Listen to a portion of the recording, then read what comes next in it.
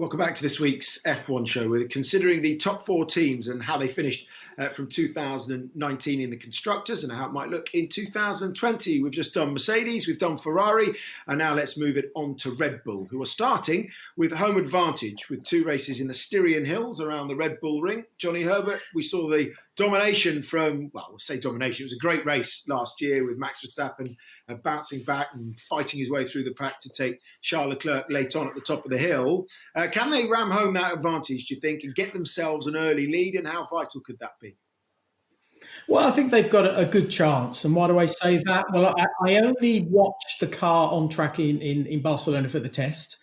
And the only car that looked very similar to a Mercedes-Benz was the Red Bull. So I'm going to take that on board to say that the car obviously isn't that bad. Now we go to Austria, their home Grand Prix, at a racetrack that Max has won the last two. So that's a very good mental thing for him to take on board. And I think the way the team has sort of can mature with Max, I think is going to be very interesting. But I think to kick it off straight away in Austria, they do look very strong. Have they got that raw pace to take it to Mercedes themselves? I'm not so sure. But I think, as we all know, the track is going to be so close, as in the gaps after qualifying, especially going into the race. So it's going to be very, very tight. And mistakes are really going to be something that you can't put into your qualifying lap. Max, maturing, getting stronger, I think is going to be in a position to at least take it to one of the Mercedes, maybe both. But that's the really good thing, because we don't really know where they are. Johnny, we've done a few of these podcasts. I noticed, I hadn't noticed that book behind you. Your autobiography seems to have moved into prime position. Are you trying to push sales or something? No, I don't know why, but it was the wife who plunked it there. I have no idea what it's supposed to be. I've got two, actually. I've got another one. I don't know if you can see it, that she's put, I think, on the other side. So, yes, there's one there, and then there's another one over there. Did you have a few copies left over? Is that why? No, I didn't. No, That's I had hardly anything. No, I'm not their original one. I had some. No, they've got words in. I had some that had actually no words in at all. It was just the front cover. They were the ones I read. How apt! It had no words in your book. Yeah, I love it. I think she's planted one on my shoulder as well. Their words anyway. God almighty, we're going to get done here. We're going to get done for plugging something. Put it down. Karun, let's pick up on that point, actually. With regards to Alex Albon, and if you look at the way that, Gasly had the first half of the season, Albon had the second half of the season against Max Verstappen, you still got to get within, a couple of tenths in qualifying, and neither could do that. What are the pressures going to be like on Alex? Because we know he's a talent. Has he got what it takes to be his equal, do you think, going forward, or is he going to have to settle for his slipstream?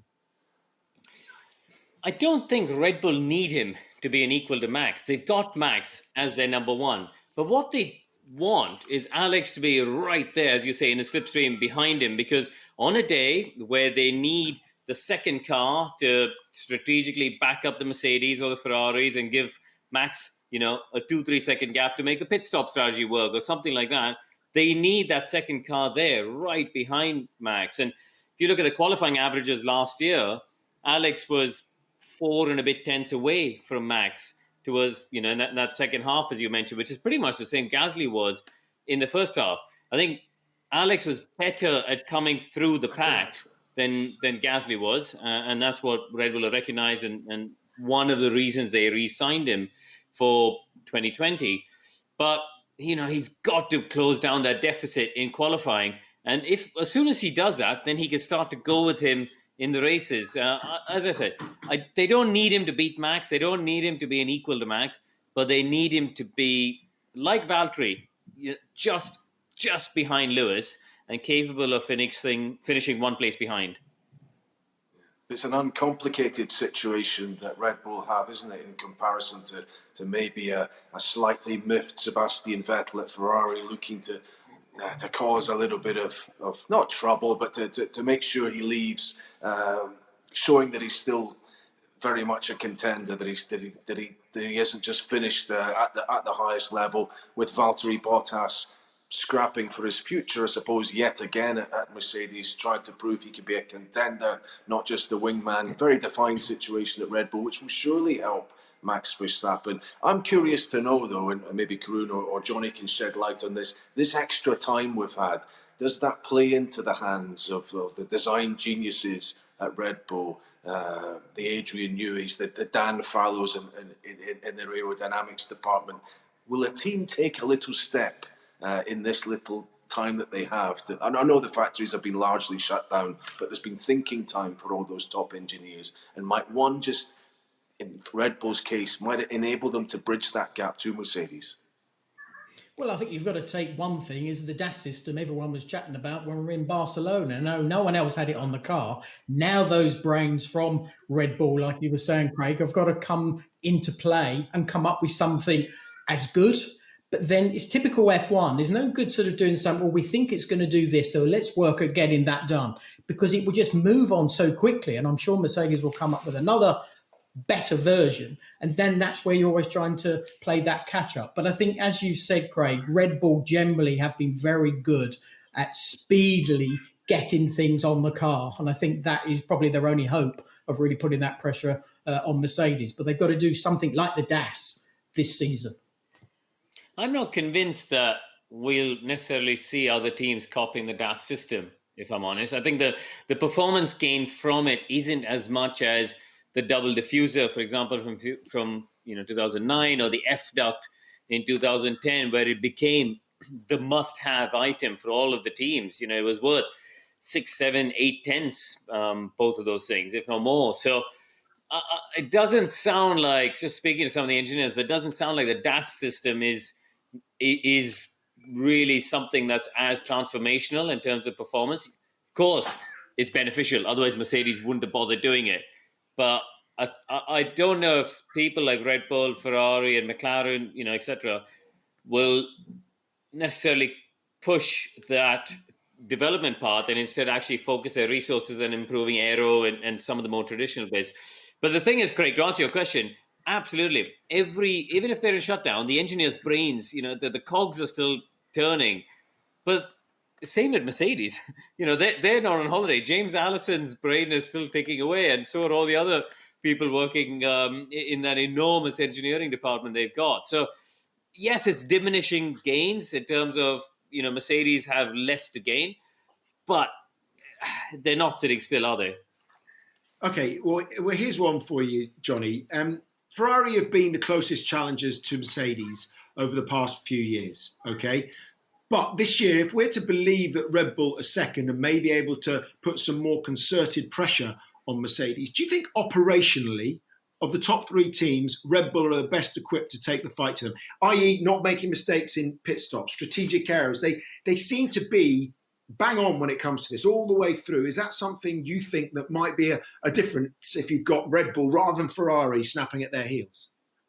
In many respects, Simon, absolutely. And, we know how good they are sometimes in this instantaneous decision-making with strategy. And they probably tend to be on the risky side of strategy, but generally it pays off for them very, very well. So I think, yeah, you're right. I think as a whole package, Red Bull seem to have, that sort of utter strength to be able to put that pressure on Mercedes-Benz, where at the present time, Ferrari have still got to build on getting the right ingredients as a whole package to be able to take it, which I don't think they have at the moment to Mercedes. But one thing I want to say about that DAS that Karun said, sort of they won't do that. That's not Formula One. This is not just about what's happening at this present time with that system. It's what it will develop into down the line. And it may not be this one lap speed that we're talking about. It's going to be what happens with the tyres in a race situation. That's always what we hear about. And I think that is something that teams have got to look at. I'd be so surprised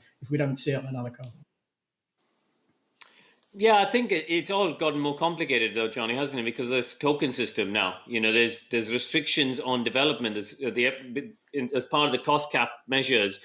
The teams have all got a token system, and therefore the modifications that they can do to their cars are now controlled and limited. So they've got to really be smart about how they use those tokens and really choose which are the ones that are going to give them the big performance gain. Back to Simon's point, I think that operationally and strategically, Red Bull and Racing Point actually, I think, are two of the best teams in recent years. I think they both have done, when you look at these complicated races, safety cars, mixed conditions, incidents, dynamic strategies with people having to do multiple pit stops, Germany and Brazil last year come to mind.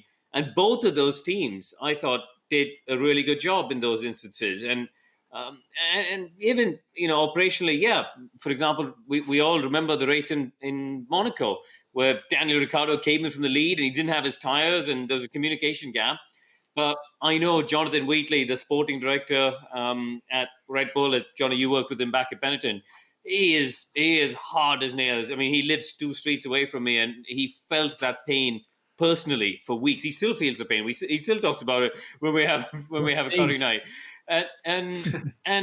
But he put systems in place. That next week he was up late nights trying to figure out why they went wrong. And I think the entire team, they're it's funny because they're an energy drinks company, but actually the Milton Keynes operation, they are such a pure race team full of hardcore racing people at the engineering core of it. I think Simon's absolutely right.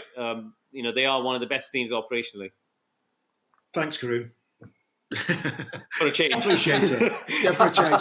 Someone said I'm right. Yeah, good. All right, so